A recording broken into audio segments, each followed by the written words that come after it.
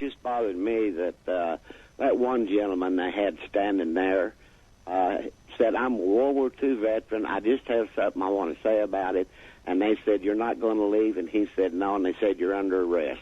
Wow. They put him on it and they're carrying him away. Now, this is absolutely wrong.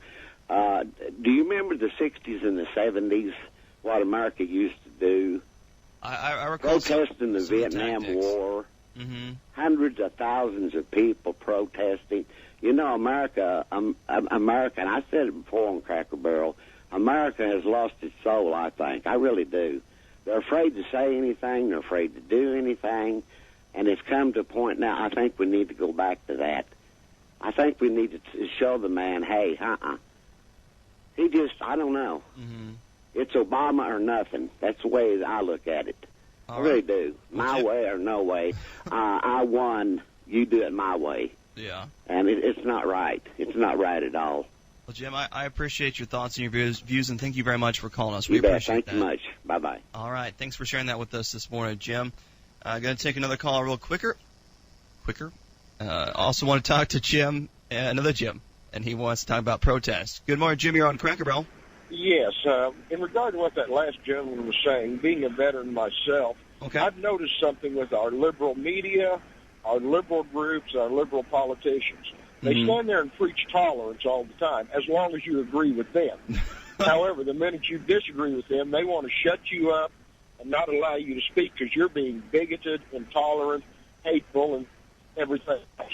Right. And, excuse me, I spent 20 years of my life defending the Constitution of this United States, and I'm like he is. I'm getting fed up. When they arrest a World War II veteran, it's kind of like the story of the guy that went to get on an airplane after 9/11 wearing the Congressional Medal of Honor. They would not allow him to wear it on the airplane because it had sharp points.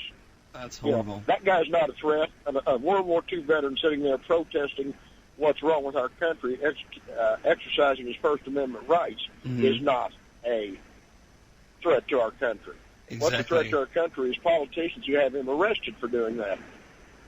When you have people that are willing to, bleed and die for their country, willing to put everything on the line, I mean, obviously these people, they're not going to be your biggest threat. These are going to be the people that you want to hear from the most, I would imagine.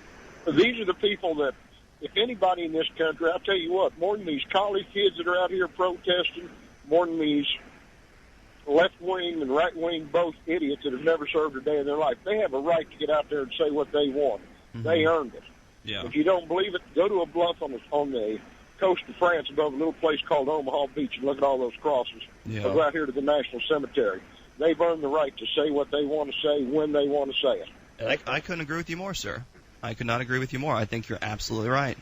I don't know what's going to happen, but it'll be interesting to see what happens in the next election cycle. Yeah, let's see what goes down in 2010. And we got some other conservative issues that have popped up that we're going to talk about here in a little bit. But, Jim, I appreciate your comments. Thank you very much for giving us a call. Okay, thank you. All right, you have a good Sunday. We're going to go quick right now to Dennis before our break. Good morning, Dennis. You're on Cracker Barrel. Good morning. One other issue besides the stem cell and abortion issue that's being argued and that they will not let them protest. Okay. Which, if this was someone protesting All right, Bush... real quick, Dennis, we're going to stop. In case you just tuned in, we're talking about the president speaking at Notre Dame and the protests that are taking place there. Okay, go ahead, Dennis. Right. One thing is his support for the Infants Born Alive Act, or his opposition to the Illinois State Infants Born Alive Act.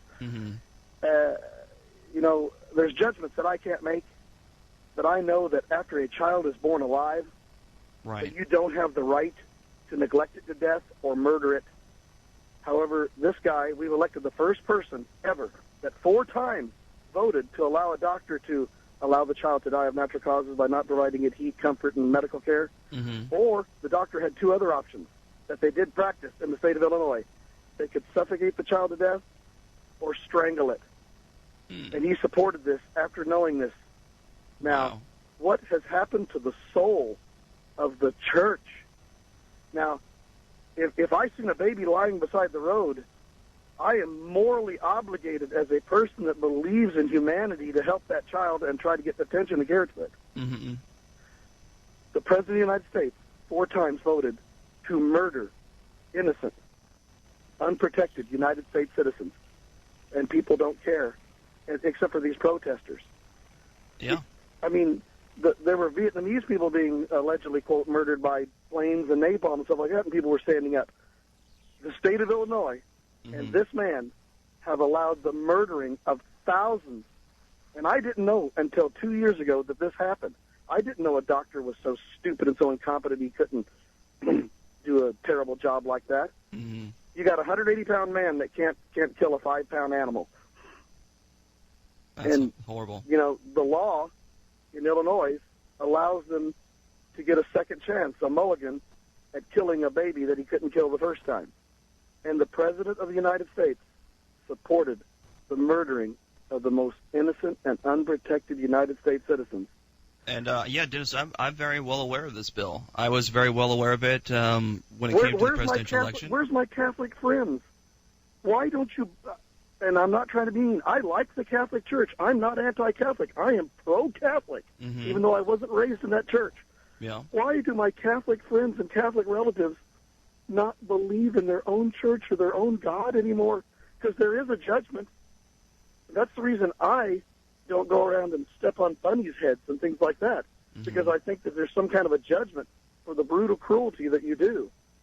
And this country may be days, years, maybe even minutes away from some kind of judgment for what we've allowed to happen. Well, Dennis, I'll tell you this much. We all are held accountable for actions at one point.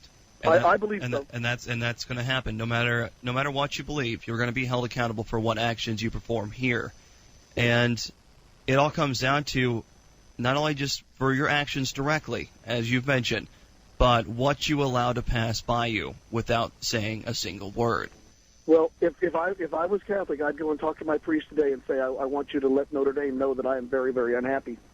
You know, get somebody that's not actually supporting the murdering of children, for the love of God.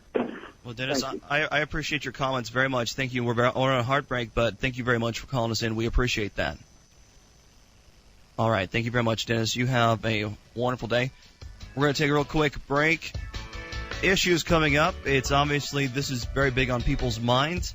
We can talk about this interesting thing as far as some of the protests happening at Notre Dame.